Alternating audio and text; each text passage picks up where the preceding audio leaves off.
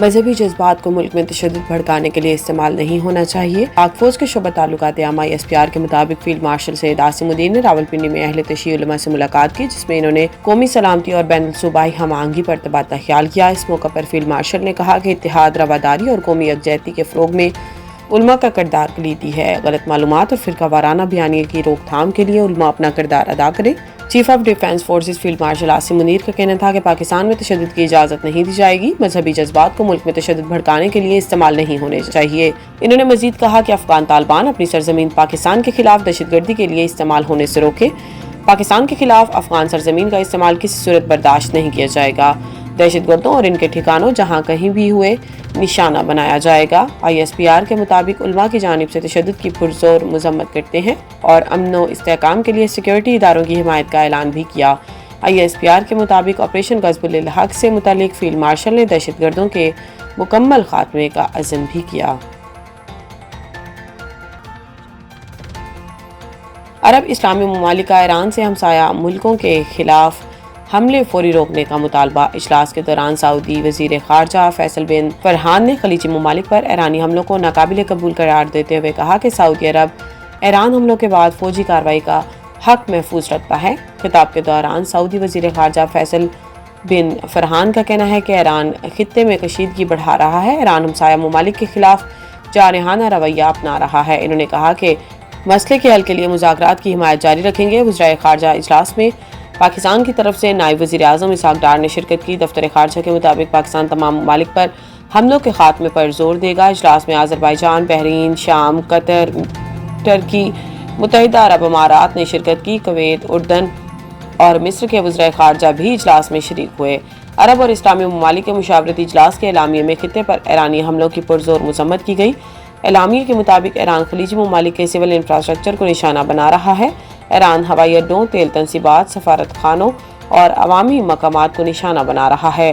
یہ حملے کسی صورت جائز نہیں۔ اقوام متحدہ کے آرٹیکل 51 کے مطابق خلیجی ریاستوں کو دفاع کا حق حاصل ہے۔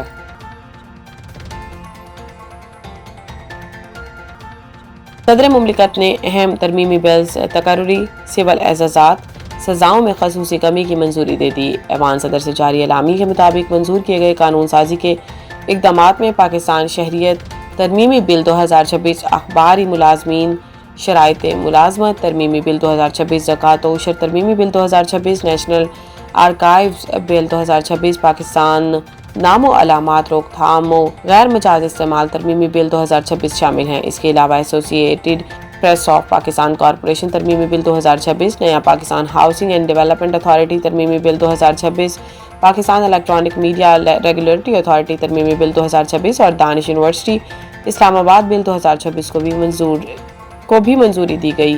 صدر مملکت نے بلوچستان کے کوٹہ کے تحت اعزاز اسلم ڈار کی بطور رکن federal public service commission FPSC تقرری کی بھی منظوری دے دی۔ پروفیسر سرور محمد خواجہ، راشد ملک اور زین العابدین احسن کو ان کی خدمات کے اطراف میں ستارہ امتیاز دینے کی بھی منظوری دی گئی۔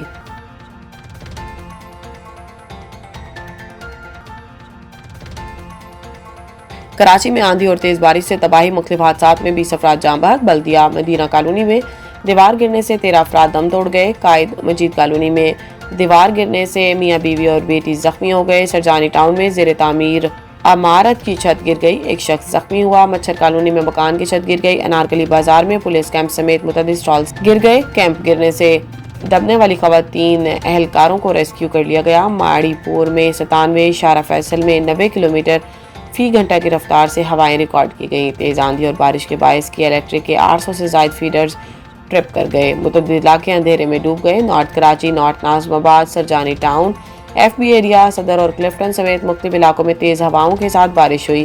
Kent railway colony, Delhi colony, Gulshan colony, Gulshan Jamal اور گارڈن میں بھی تیز ہواؤں کے ساتھ بارش ہوئی ہے۔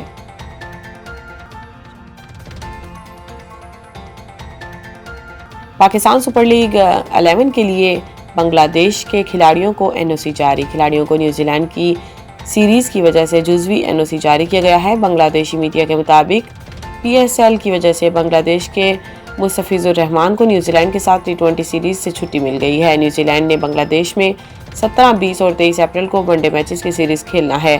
T20 میچز کی سیریز 27 اپریل، 29 اپریل اور 2 मई को शेड्यूल्ड है। बांग्लादेशी मीडिया का कहना है कि न्यूजी लैंड के खिलाफ सीरीज के लिए बांग्लादेश टीम का कैंप 27 मार्च से शुरू होगा।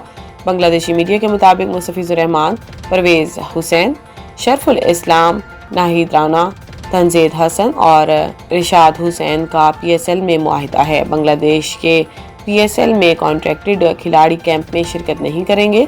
बांग्लादेश बोर्ड ने तमाम खिलाड़ियों को जुज़वी NOC जारी किए हैं। मुतासिरीन उकाड़ा कैंट स्कीम में जालसाजी और फर्जी इंतकालात का इंकशाफ। नुमाइंदा उकाड़ा मकबूल साबिर। तफसीलात के मुताबिक उकाड़ा कैंट मुतासिरीन को 1980 और 81 उकाड़ा कैंट तामीर होने पर चोलिस्तान में मुतबादिल अलॉटमेंट की गई थी, मगर मुतबादिल अलॉटमेंट की जगह 2007 में सोड़ियाँ कैंट तामीर करके मुतासिरीन से दोबारा खाली करवा ली गई थी, जिसमें मुतबादिल अलॉटमेंट के लिए मुतासिरीन के नुमाइंदों ने दिन रात मेहनत करके बिला आखिर 2016 को मौजू भट्टा नगर, इकबाल नगर और करमावाला में अपनी ज़मीनें अलॉटमेंट करवाने में कामयाब हुए, लेकिन चोलिस्तान तरक्याती इदारा बहावलपुर ने अक्सरियत को दखल और कब्जा नहीं दिया, बल्कि बड़े पैमाने पर करप्शन और बेज़ाब्तगियाँ की गई।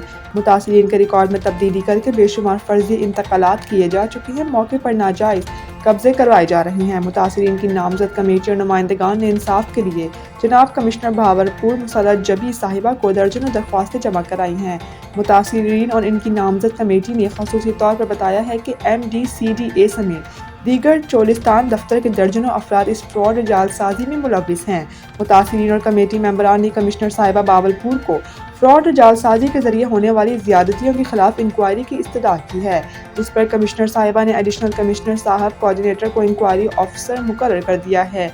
मुतासिरीन के साथ होने वाली ज़्यादतियों के खिलाफ इंक्वायरी ऑफिसर एडिशनल कमिश्नर साहब ने CDA से रिकॉर्ड तलब कर लिया है, लेकिन अभी तक CDA का अमला रेवेन्यू चोलिस्तान और दीगरान टाल मटोल से काम ले रहे हैं। नुमाइंदा टुडे न्यूज़ से गुफ्तगू करते हुए कमेटी मेंबरान मोहम्मद यासीन भुट्टा, ताहिर फारूक, मियां मोहम्मद अशरफ और चौधरी नज़ीर अहमद ने कहा कि मुतासिरीन के साथ नाइंसाफ़ी मुसलसल हो रही है और इंसाफ के लिए जद्दोजहद जारी रहेगी। इन्होंने मुतासिरीन उकाड़ा कैंट के मसाइल को हल कराने के लिए वज़ीर आला पंजाब मरियम नवाज शरीफ साहिबा से भी दरख्वास्त की है। ब्यूरो चीफ मोहम्मद नवाज के मुताबिक लाहौर कैंट से खबर देंगे, जहां पाकिस्तान में पेट्रोलियम मसनूआत की कीमतों में हालिया इजाफा आवाम की ज़िंदगी पर गहरे असरात डाल रहा है। पेट्रोल और डीजल महंगा होने के बाद ट्रांसपोर्टेशन के अखराजात में इजाफा हुआ, जिसका फौरी असर रोज़मर्रा की अशिया की कीमतों पर पड़ना शुरू हो गया। मार्केट में आटा, चीनी, दालें, सब्जियां और दीगर बुनियादी ज़रूरियात की कीमतों में नुमाया इजाफा देखा जा रहा है, जिससे आम आदमी की मुश्किलात में इजाफा हुआ। माहिरीन का कहना है कि अगर मौजूदा शरह में इजाफा जारी रहा तो महंगाई का तूफान हर घर तक पहुँच सकता है। तज्ज़ियाकारों के मुताबिक पेट्रोल और डीजल की कीमतों में हर 1 रुपये का इजाफा अशिया की कीमतों में तकरीबन 1.5 से 2% तक इजाफे का सबब बनता है। हुकाम ने इस हवाले से फौरी इक़दाम का इंदिया दिया, मगर आवाम को अपनी खरीदारी में एहतियात बरतने और सिर्फ ज़रूरी अशिया पर तवज्जो देने की हिदायत की।